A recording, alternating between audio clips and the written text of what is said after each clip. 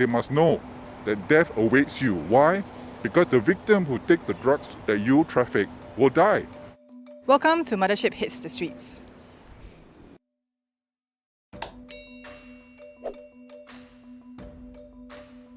In Singapore, the maximum punishment for drug trafficking is the death penalty. It is imposed when significant quantities of drugs are being trafficked. A 2021 survey by MHA on Singapore's residents' attitudes towards the death penalty showed that 80% believe it had been able to deter serious crimes, including drug trafficking. However, some people in Singapore have mixed feelings towards the hanging of Malaysian drug trafficker Nagendra Dharmalingam, who has an IQ of 69. We hit the streets to find out what people think about having the death penalty as punishment for drug traffickers.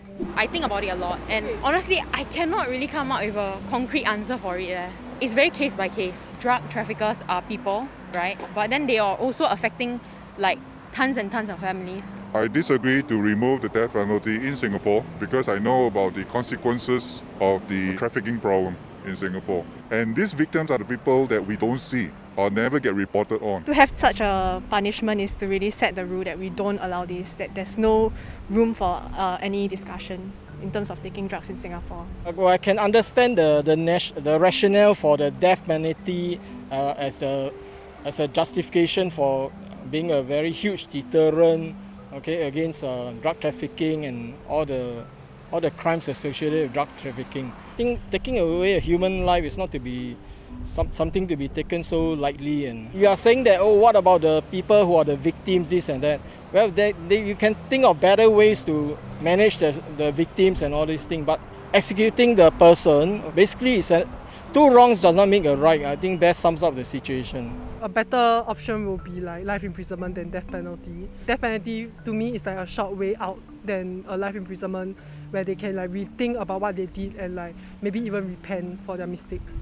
Do you think the death penalty is effective? I think most of the time, yeah, because I think a lot of situations it will make people think twice. But I think people in dire consequences and like maybe struggling backgrounds, or maybe like in the recent case where he's a little bit mentally unsound, it's harder for them to turn away from this life and this scene when that's all they've ever known lah. For now, death penalty is still very effective, but I feel that we don't really have the rights to like rob their life away, but we can like control in a way like we take away their freedom. When people think that they can get away with it, they can probably go to jail, and on good behavior, they can get released. I don't think that would be enough a deterrent to tell people they must know that death awaits you. Why? Because the victim who takes the drugs that you traffic will die. I feel like we're also setting a standard for other countries, that we are very harsh on it, so that maybe others who would like to make sure that to lower their rates Singapore is like a country for them to emulate. Whenever somebody is being arrested and then charged accordingly, and then it attracts a death penalty, it seems that it's a foregone conclusion that he's going to be hanged. No doubt the government has taken steps to somewhat address this situation.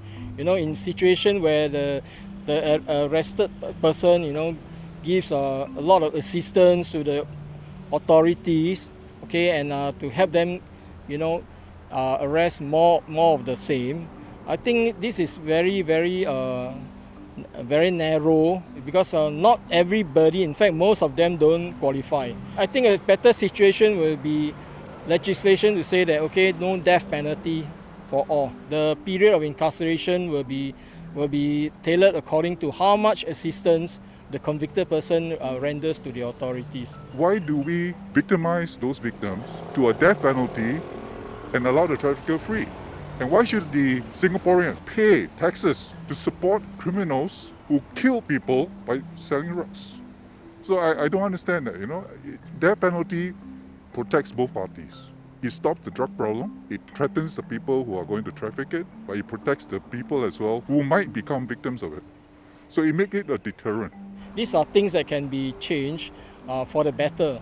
I believe there's a growing number of people who are against the death penalty, whether it's meted out in respect of drug trafficking offences or for other capital offences. People are fighting for removal of the death penalty. The death penalty is not the problem. Why? Because even with our death penalty sentence, you still find people trafficking drugs. So if you want to solve the problem, go to the root cause rather than symptoms. The symptom of the problem is people being put to jail and about to be hang and so on. But that is not the problem. Go to the root of the problem. I hope Singapore continues to discuss on the topic of death penalties because it's something that it's very controversial, so it really opens the thoughts of youth to situations or things in Singapore. So it's a good topic for everybody to really discuss and ensure that nobody actually does drugs. Many recognise that sentencing drug traffickers to the death penalty has to be done judiciously, such as saying that it should be done on a case-by-case basis. The death penalty is not always implemented on drug traffickers.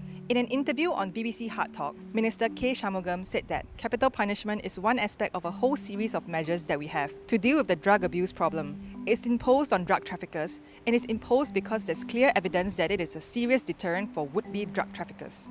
But what do you think?